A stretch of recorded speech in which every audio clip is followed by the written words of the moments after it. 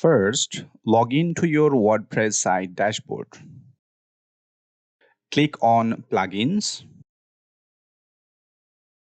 Select Add New. Type WPS Hide Login in the search box. Click on Install Now. Click on Activate. Click on Settings under WPS Hide Login plugin. Change the login URL to your preferred settings. Click on Save Settings. Now, let's see whether it works properly. Open a new private window. Type your WordPress site domain name /wp-admin